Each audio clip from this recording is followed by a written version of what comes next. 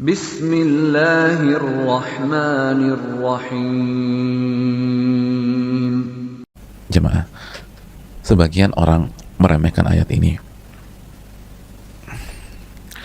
karena terkesan tidak ada iming-iming barang, tidak ada iming-iming hadiah yang bombastis.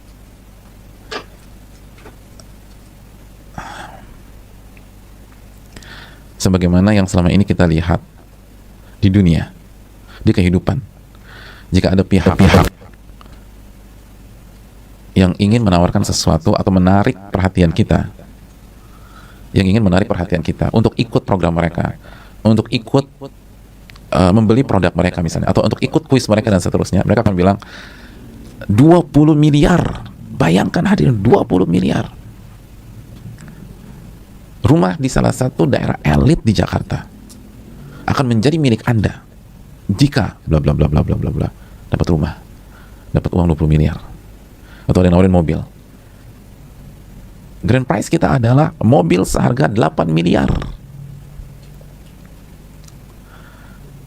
Maka jutaan mata tertuju pada apa yang mereka sampaikan.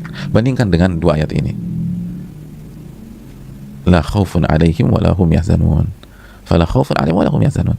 Mereka tidak takut dan mereka tidak sedih. Terkesan kurang menarik ya. Terus mana 20M-nya Pak Ustadz? Nggak ada. Rumahnya nggak ada juga. Mobil sport nggak ada. Jadi cuma nggak takut, nggak sedih doang. Hadirin, bagi orang yang tahu kehidupan, ini yang paling penting dalam hidup. Fala khaufun alaihim wa lahum yahzanun. Yang paling penting dalam hidup adalah ketika kita menjalani hari, kita tidak sedih dengan masa lalu kita, dan kita tidak takut terhadap masa depan kita. Itu luar biasa. Kalau apabila hari ini kita jalani hari ini, kita nggak usah bicara 20 tahun yang akan datang atau 1 tahun ke depan. Hari ini kita hidup, hari ini kita jalan ini tanpa ada rasa sedih tentang masa lalu kita, tanpa ada rasa sedih terhadap kehilangan kita di hari kemarin, di pekan lalu, di tahun lalu, di 2 tahun yang lalu, dan kita tidak takut sama sekali apa yang akan terjadi di hari esok, pekan depan, 1 bulan lagi, 1 tahun lagi, 10 tahun lagi. Itu lebih indah daripada punya mobil sport. Itu lebih indah daripada memiliki sebuah rumah dengan luas 10.000 meter gitu di salah satu daerah elit di Jakarta. 10.000 meter, bukan 1.000, bukan 2.000, bukan 3.000, 10.000 misalnya, atau 1 hektar. Di jantungnya Jakarta punya 1 hektar, tapi ketakutan. Tapi dia sedang drop karena tenggelam dalam kesedihan. Anaknya meninggal pekan lalu, anaknya pewaris tahtanya, segala bisnis yang menggurita itu meninggal pekan lalu. Itu semua harta nggak ada artinya, jemaah. Semua harta nggak ada artinya. Kesannya remeh, tapi Allah Subhanahu wa taala yang menciptakan kita paling tahu apa hadiah yang terbaik buat diri kita. Yang paling tahu kebutuhan kita adalah Rabbul Alamin. Makanya Allah katakan, innal ladzina qalu rabbuna Allah tsumma istaqamu fala khaufun alaihim wa lahum yahzanun. Maka mereka nggak akan takut dan mereka nggak akan sedih. Mereka nggak akan takut dan mereka nggak akan sedih. Itu lebih indah, lebih mahal, lebih bernilai daripada seluruh uang yang kita punya, seluruh aset yang kita punya, seluruh mobil yang menjadi koleksi kita, seluruh sepeda yang mulai kita koleksi beberapa bulan ini. Yang awalnya koleksi motor sekarang beralih ke sepeda. Dia punya sepeda harga 100 juta, punya sepeda harga 200 juta, dia punya sepeda 300 juta, dia punya sepeda harga 500 juta. Coba aja. Dia punya sepeda harga 600 juta. Lalu ke dokter, kata dokter, mohon maaf, kanker terminal, umur Anda 1 bulan lagi. Kira-kira harga 500 juta ada artinya nggak? Nggak ada artinya. Punya sepeda 500 juta nggak ada artinya. Dia langsung ketakutan. 1 bulan itu seperti neraka bagi hidup dia. Ketakutan dia. Belum sholat, belum zikir, bahkan nggak tahu gimana cara baca Al-Fatihah. Lupa sama Allah. Tiba-tiba divonis dokter, 1 bulan lagi Anda meninggal. Itu punya 15 sepeda, yang satu sepeda harga 500 juta nggak ada artinya. Punya 40 motor, yang satu motor harga 900 juta, satu motor harga di atas 1 M, nggak ada artinya, nggak ada artinya. Kenapa dia ketakutan? Dia ketakutan. Orang tuh kalau udah ketakutan, seluruh uangnya nggak ada artinya. Dan kalau kita belum pernah ngerasain jadi orang kaya, tanya teman kita yang kaya. Ketika dia ketakutan, ada artinya? Nggak ada. Kalau kita naik pesawat misalnya, terus kita duduk di kelas ekonomi, lalu terjadi turbulensi hebat di pesawat tersebut selama 15 menit. Lalu pramugari kita lihat muka pramugari udah pucat. Lalu alhamdulillah Allah selamatkan kita. Setelah selesai turbulensi, coba kalau bisa ya, coba pergi jalan ke tempatnya first class. Misalnya pesawat itu ada ekonomi kelas, ada bisnis kelas, ada first class. Dari ekonomi coba kita ada jalan ke first class. Terus tanya sama dia, tadi ketika kejadian 15 menit tadi, itu uang Anda ada artinya apa enggak? Gak ada artinya, coba. Gak ada artinya. Tanya yang duduk di first class tuh. Tanya dia, ada artinya apa enggak? Yang beli satu tiket itu 60.000 US dollar.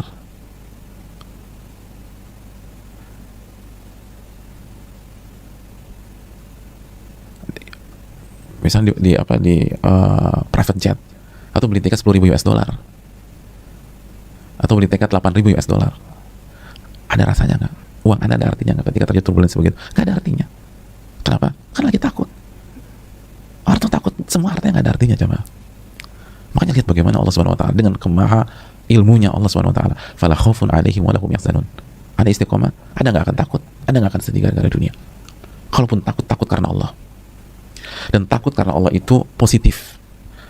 Kalau kita punya rasa takut kepada Allah, itu nggak melemahkan kita, justru menguatkan kita. Takut kepada Allah itu sensasi, jemaah.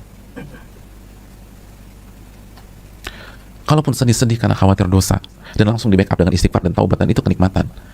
Yang stres adalah ketika kita sedih nggak gara-gara dunia, itu yang bikin kita hancur. Yang bikin kita hancur. Lihat, sekali lagi, tidak ada iming-iming harta, tidak ada iming-iming mobil, tidak ada iming-iming rumah, tidak ada iming-iming pulau. Nggak ada loh katakan barang siapa yang meyakini bahwa Rabbnya adalah Allah, lalu dia istiqomah, saya akan kasih 1 atau 2 pulau di Kepulauan Seribu misalnya. Nggak ada. Tapi Allah berfirman, fala khaufun 'alaihim wa lahum yahzanun. Maka mereka tidak akan takut dan mereka nggak akan sedih. Mereka nggak akan sedih terhadap masa lalu mereka, dan mereka nggak akan takut terhadap masa depan mereka. Jadi ketika hari ini kita ketakutan karena saldo di tabungan kita hanya tinggal untuk 2 minggu ke depan, hanya tinggal 1 bulan ke depan, nggak ada uang lagi. Maka agar rasa takut itu hilang, coba kembali kepada konsep kita, istighfar kepada Allah, taubat kepada Allah. Lalu resapi Rabbunallah, Rabbunallah. Lalu istiqomah dengan itu. Ketika di antara kita misalnya ada yang divonis dokter, tinggal 2 bulan lagi, 3 bulan lagi, kembali ke konsep ini. Rabbunallah tsumma istaqamu. Segak simpel saja, jemaah, simpel. Salah satu yang membuat kita senyesek-nyeseknya ketika kita kehilangan sesuatu di dunia, ketika kita merasa dijauhi oleh pihak lain atau merasa dikhianati oleh pihak lain, itu kenapa? Karena kita merasa memiliki. Itu masalah. Karena kita merasa memiliki. Kan udah kita sering kasih contoh yang membuat seseorang itu nyesek pada saat mobil kesayangannya, motor kesayangannya, sepeda kesayangannya diambil orang. Itu karena dia merasa memiliki. Dia merasa memiliki. Bukan karena tuh mobil, bukan. Buktinya, kalau mobil yang sama hilang dari garasi tetangganya, dia santai-santai aja. Padahal mobilnya sama. Di Indonesia hanya cuma 3 mobil kayak begitu. Dia 1, lalu tetangganya 1, sama mungkin orang Bandung 1, 3. Ketika tetangganya kehilangan mobil, dia nyesek apa enggak? Enggak. Dia nangis tuh? Enggak. Ketika diwawancara, Pak, Bapak kok tabah banget sih? Bisa nggak nyesek, bisa nggak galau, bisa nggak sedih? Dia kan jawab, ya bukan punya saya, Mas. Gitu aja. Kan yang hilang tetangga. Oh iya, benar juga, Pak. Iya. Karena itu mobil bukan punya saya. Bulan depannya mobil dia giliran hilang. Oh, nyesek tuh, jemaah. Nyesek. Makanya Rabbunallah itu bukan konsep kosong, jemaah. Keyakinan bahwa Rabb kami adalah Allah itu bukan konsep kosong, bukan ilusi, bukan asumsi belaka. Itu sangat real. Ketika seseorang meyakini dengan keyakinan yang begitu mantap bahwa saya hanyalah makhluk, saya bukan siapa-siapa, saya bukan bos, saya bukan madam, saya bukan atasan, saya hanya makhluk yang Allah ciptakan. Lalu semua ini bukan punya saya, punya Allah Subhanahu Wa Taala. Semuanya bukan punya saya. Allah mau ambil kapan aja, itu hak Allah. Bukan, saya nggak punya hak apa-apa. Lalu tugas saya adalah mengikuti aturan Allah. Itu hidupnya nyaman, senyaman-nyamannya. Hidupnya senyaman-nyamannya.